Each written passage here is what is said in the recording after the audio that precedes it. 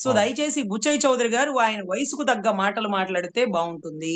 29లో ఒకవేళ ఎలక్షన్ మారి బీజేపీ కొంచెం ముఖం అలా పక్కకు తిప్పుకుంది అనుకోండి, జనసేన జారిపోయింది అనుకోండి, మన పరిస్థితి ఏమవుతుంది?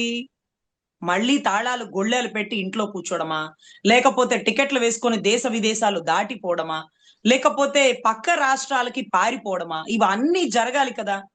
సో బీజేపీ పక్కం మొక్కం తిప్పుకోకుండా జనసేన జారిపోకుండా ఉండాలంటే మనం ఒళ్ళు దగ్గర పెట్టుకొని మాట్లాడితే చాలా బాగుంటది. ఎందుకంటే మన రాజ్యాంగబద్ధ పదవిలో ఉన్నాం, చాలా అనుభవజ్ఞులు. ఎందుకంటే చంద్రబాబు గారు ఎలా 40 ఇయర్స్ ఇండస్ట్రీ అంటారో మీరు కూడా అంతే. బహుశా చంద్రబాబు గారి కంటే పెద్దవాళ్ళేమో మీరు. అందుకే చంద్రబాబు కంటే తాతయ్య తాతయ్య సీనియర్ అంటారు పార్టీలో. లోకేష్ గారు. పార్టీలో చంద్రబాబు కంటే సీనియర్ అండి. అవునండి, అందుకనే లోకేష్ గారు అసెంబ్లీలో కూడా ఆ తాతగారు అనే ప్రస్తావన చేసినారు. సో తాతగారు ఎప్పుడు రిటైర్ అవుతారు, ఎప్పుడు మన వాళ్ళని రాజకీయంలోకి తీసుకొస్తారు? సో ఇవన్నీ కూడా చాలా సందిగ్ధమైన ప్రశ్నలు అండి. సో ఎనీవే చాలా జాగ్రత్తగా ఎలక్షన్ చేయాలి. చాలా జాగ్రత్తగా ఈ ఉన్న మూడేళ్లు పరిపాలన చేస్తే బాగుంటుంది. లేకపోతే రాగల రోజుల్లో 2029లో ఏం చూడబోతాం, ఏం చెయ్యబోతున్నారు వాళ్ళు అనేది ఊహాజనకం, ఊహించదగింది కూడా కాదండి.